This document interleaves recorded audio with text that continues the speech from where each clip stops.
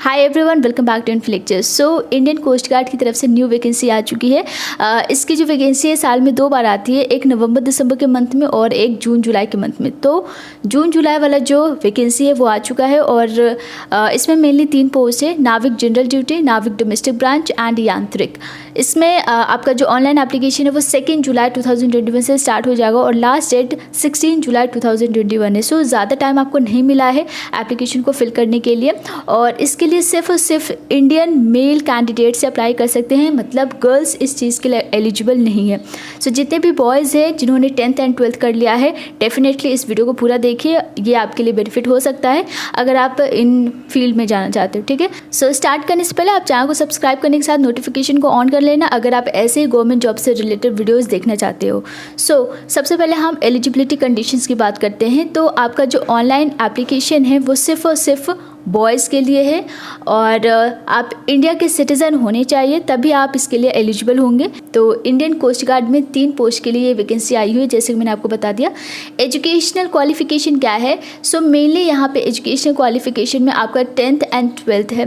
नाविक general duty की बात करें तो आप 12th पास आउट होने चाहिए, 12th में आपका मैथ्स एंड फिजिक्स होना चाहिए। सो अगर आप साइंस बैकग्राउंड से हो और आपने 12th पास आउट कर लिया है, आप इस नाविक पोस्ट के लिए अप्लाई कर सकते हैं। नाविक डोमेस्टिक ब्रांच की बात करें तो इसमें सिर्फ 10th पास स्टूडेंट एलिजिबल है, मतलब अगर आपने 12th भी कर लिया है तो भी आप अप्लाई कर सकते हैं। मिनिमम एजुकेशनल क्वालिफिकेशन जो है नाविक डोमेस्टिक ब्रांच के लिए वो 10th पास है।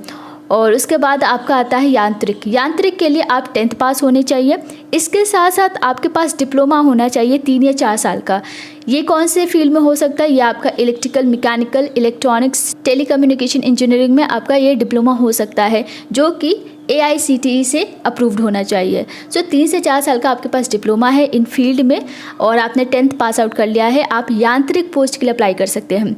इसके अलावा अगर आपने 10th कर लिया है प्लस 12th कर लिया है, राइट, 12th के बाद अगर आपने 2 से 3 साल का डिप्लोमा कोर्स किया है electrical, mechanical, electronics, telecommunication engineering में, तो भी आप एलिजिबल हो। सो आई थिंक आप समझ गए हैं यांत्रिक के लिए। तो इसके बाद यहाँ पे आप देख सकते हैं ब्रांचेस। तो इसके अकॉर्डिंग अगर आपने आपने इन फील्ड में भी डिप्लोमा किया है तो भी आप एलिजिबल हो। एज लिमिट की बात करते हैं तो 18 to 22 ईयर्स आपकी एज लिमिट है। नाविक GD पोस्ट एंड यांत्रिक पोस्ट की अगर हम बात करें तो इसमें आपकी जो डेट ऑफ बर्थ है वो 1 Feb 2000 to 31 Jan 2004 के बीच आपकी डेट ऑफ बर्थ है, तो आप इन पोस्ट के लिए एलिजिबल हो। इसके बाद नाविक डोमेस्टिक ब्रांच की जो डेट ऑफ बर्थ है वो 1 अप्रैल 2000 to 31 मार्च 2004 है। सो इन डेट ऑफ बर्थ के अकॉर्डिंग आपका डेट ऑफ बर्थ है तो आप एलिजिबल हो। एज रिलैक्सेशन है 5 ईयर्स का SC ST के लिए एंड 3 ईयर्स का OBC नॉन क्रीमी के लिए एज रिलैक्सेशन है।